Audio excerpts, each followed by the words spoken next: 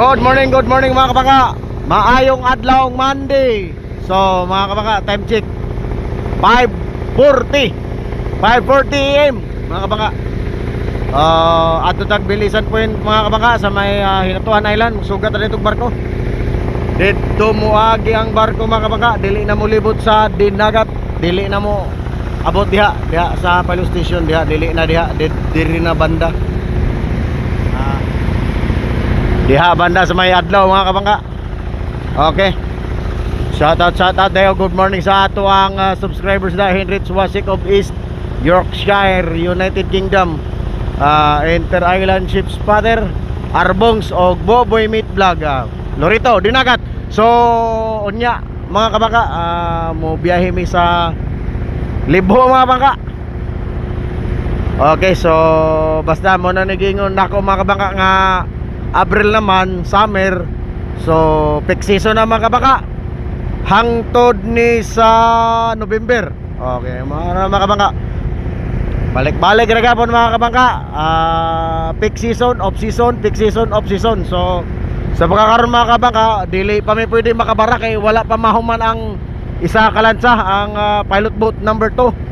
So ang naglutaw ang 1 ug 3. Kaya kinahanglan tulo na kalan sa maglutaw mga kabangka kay busy na. Then kada tuig mga kabangka nagdugang ang barko. Murag magdugang og 10% sa ako ra po ni mga kabangka.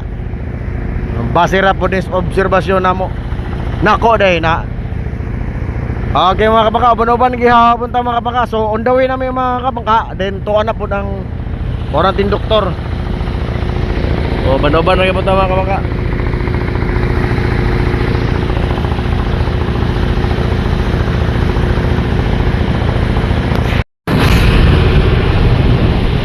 Passing Ras Island na ito mga kabangka.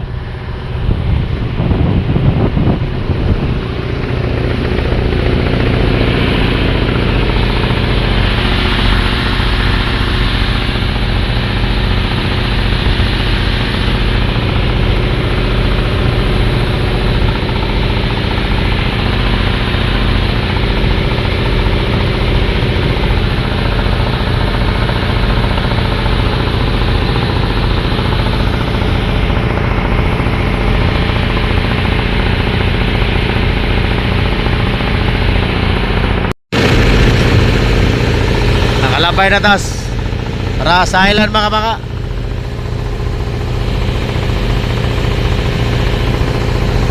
Og nanang barko mga kabangka.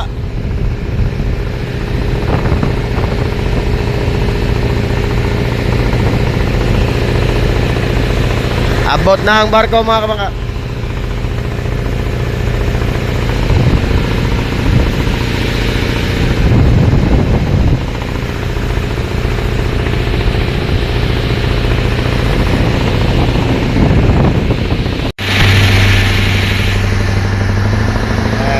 Tama kabangka, abot na ta. Sakto po diya posisyon mga kabangka kay nakasulod.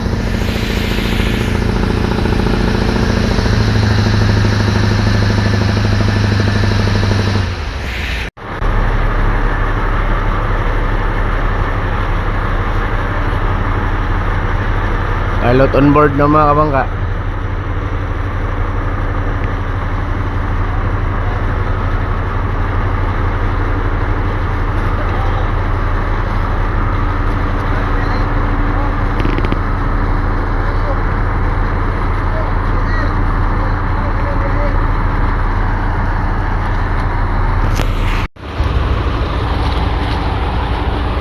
Ay mga kabangka, pilot on board na. So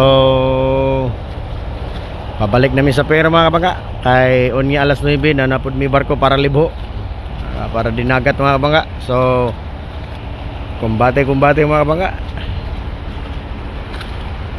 Naman yung atong trabaho mga kabangka, balik-balik. So daghang salamat mga kabangka sa inyong kanunay nga pagban-uban ka namo. Uban-uban ray hapon ta mga kabangka.